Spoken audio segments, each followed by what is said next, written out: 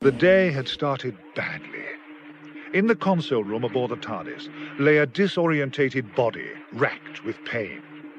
It was me, in an earlier regenerative form. It was also the time of my first regeneration, the event that is both a blessing and a scourge of the Time Lords of Gallifrey. Some Time Lords are able to proceed through their allotted 12 lives with grace, dignity, and elan, growing older and wiser and more handsome with each change. Others are less fortunate, as my first metamorphosis proved. One moment, a distinguished, white-haired gentleman, and the next, well, not what I would have wished for myself, but at least I was alive. Just.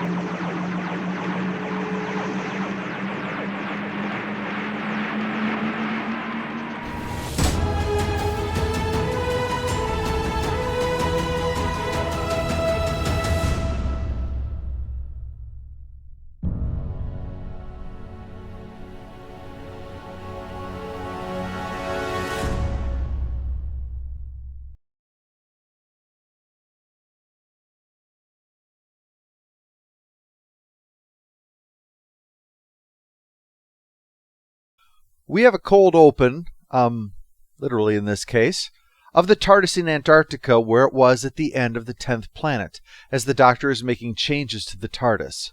He had commented on the way back that this old body of his was wearing a bit thin, and as we had seen at the end of that episode, he transforms into an entirely new figure.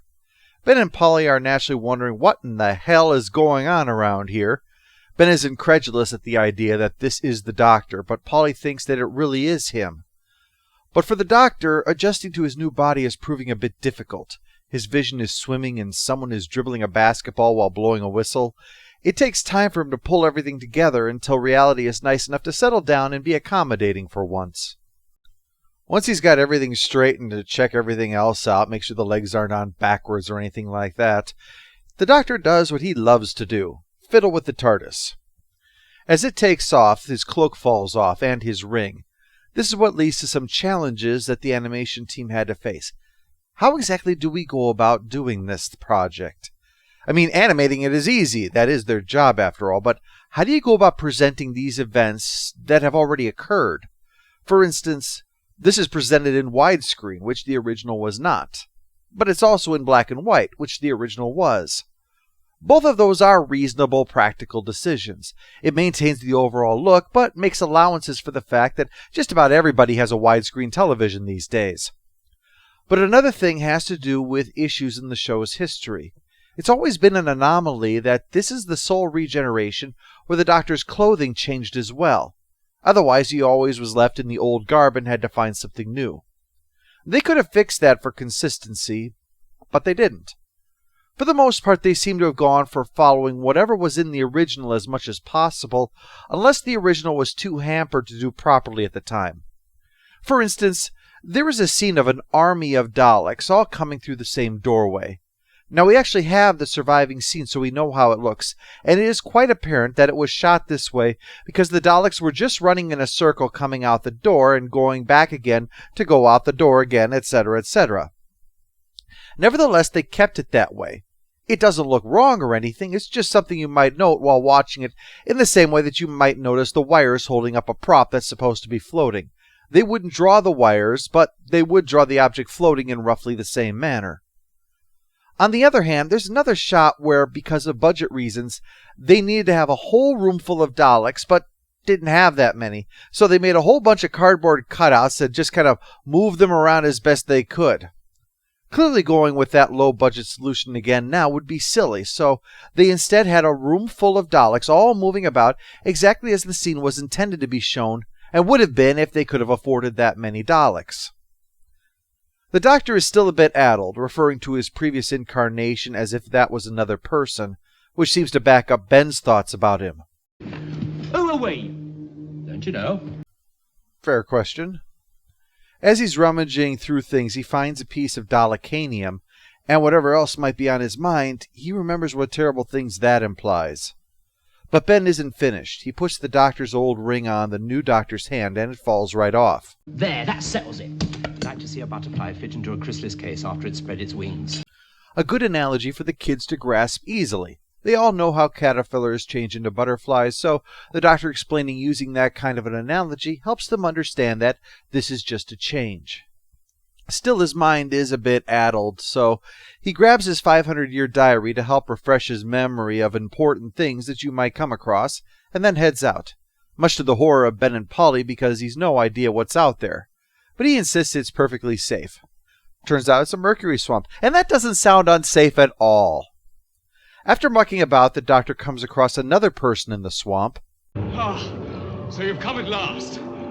I'm from Earth. I'm the examiner. Well, if you don't want to shake hands, just say so. The doctor takes up the man's badge, which says that he's an examiner from Earth, to be accorded every access on this colony world of Vulcan. One of those weird coincidences, by the way. Star Trek had just come out a couple months before, with Spock's planet being Vulcan also, but this planet was named far, far before that in the script. And a place with bubbling tectonic activity being called Vulcan certainly makes sense.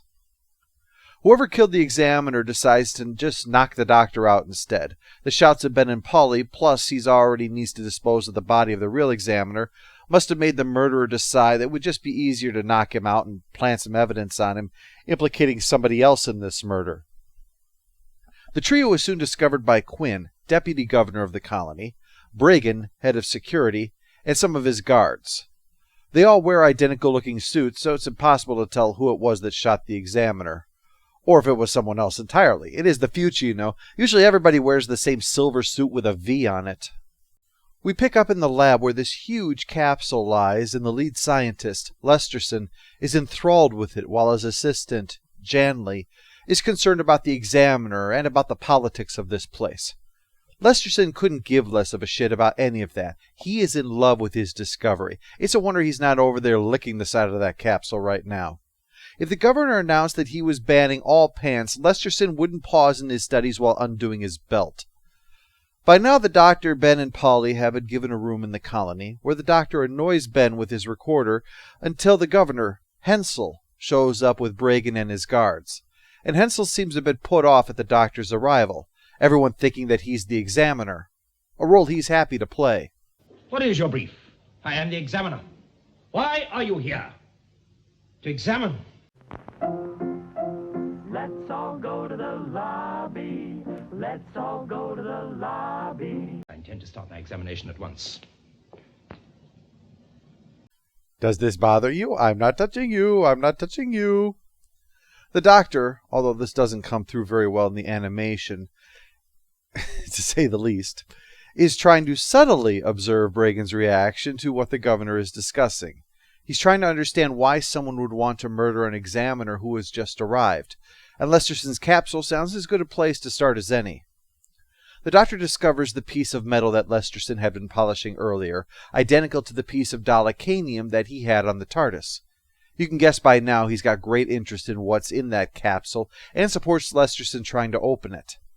After getting into the entry hatch, Lesterson says that he needs more time to get through into the ship proper, and the doctor agrees they should call it a night. But that seems to be just to clear everybody else out so that he can go in, and finds 2 Daleks covered in cobwebs, with a third clearly missing based upon the dust pattern on the floor. But then the ultimate horror. For the first time, we see a Dalek without its armored chassis go scurrying off.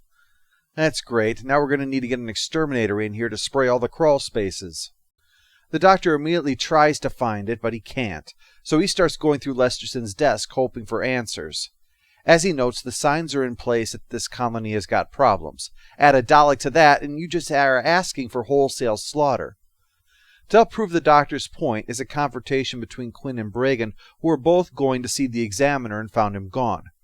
Quinn was told to stay away from the examiner, so his presence here is a violation of the governor's orders, but Bragan is clearly up to something himself. And Lesterson also is up to something, as the doctor notes. What was the first thing you noticed when you looked inside that capsule? The Daleks. You were astounded? Yes. Amazed? Yes? You didn't even give them a glance. Let's all go to the lobby to get ourselves a treat. Why? Because you'd been in there and seen them. Yeah, and what about Scarecrow's brain? When Bragan arrives, Lesterson admits that he had gone in there and did discover it, but denies that he has been working on a Dalek in secret. And the Doctor quietly indicates to Ben not to give away too much of what they know about the Daleks. Ben says that the original Doctor had often talked about how evil they were. This is the first time that they have actually encountered them personally.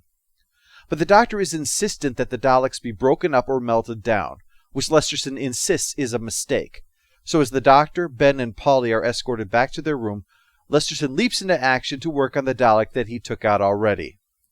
If you get the thing working right, then he could prove to the governor that this is worthwhile. After all, to his point of view, the Examiner is just some bureaucrat who wants it smashed up because he doesn't understand it.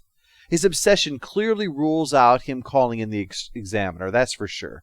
And Ben rules out the governor since, logically, the last thing he would want to do is to make Earth think that he can't handle his job. Throw in the bug that someone has planted inside the fruit that they were left with, and the minor acts of sabotage and rebellion that Bragan had mentioned, there is a whole lot of intrigue in this place, enough for at least 2 seasons of a soap opera to be sure. Lesterson and Janley are trying some simple experiments with powering up the Daleks, unable to figure out what the short thing sticking out is.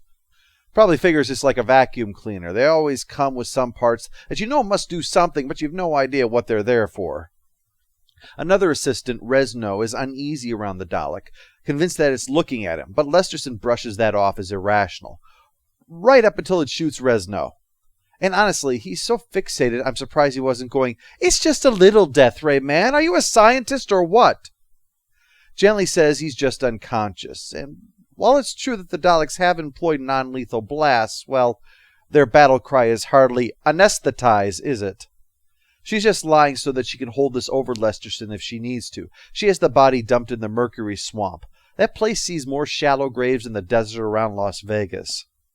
Janley is a member of the Rebels, and Lesterson, while letting them use one of his rooms, isn't interested in their politics. So this is no doubt insurance to make sure that he doesn't sell them out. Plus, she's already seen the potential benefit the Daleks can have in the name of her cause. If word gets out, this would validate what the Examiner was saying, and they'd be destroyed, rather than be employed in the service of the rebellion. I mean, just think of all the vacuuming they could get finished with that. Meanwhile, the Doctor has decided that if the governor won't see him, he'll have to call Earth and hope that they'll stop Lesterson before things get out of hand. Except he shows up to find the technician knocked out and the wires cut. And hiding in the shadows is Quinn, holding wire cutters. Bragan then shows up and immediately concludes that Quinn knocked the guy out and cut the cables, further backed up because the button that the Doctor had when he woke up from being attacked in the Mercury Swamp is one of Quinn's. From his clothes, I mean. He wasn't a button collector as far as I know. He's dragged before the governor to answer for this, with the Doctor, Ben, and Polly to share what they know, but it's interrupted by the arrival of Lesterson, who brings in the Dalek to show the governor. Disarmed, thankfully. Not that the Doctor isn't aghast at what's going on, especially because of the seeming fixation upon him. The Doctor insists that this thing is a threat that will destroy the entire colony, but the Dalek protests with 4 words. I am your servant. Well, as you can imagine, Lesterson is so excited he's forgot all about that shooting somebody thing. Could you really talk? Do many things, Lesterson. But the thing it does most efficiently is exterminate human beings. Oh, really? Well, we won't need it for that, but tell me more about that whole vacuuming thing it can do. It destroys them without mercy, without conscience. It destroys them utterly, completely. Destroys them.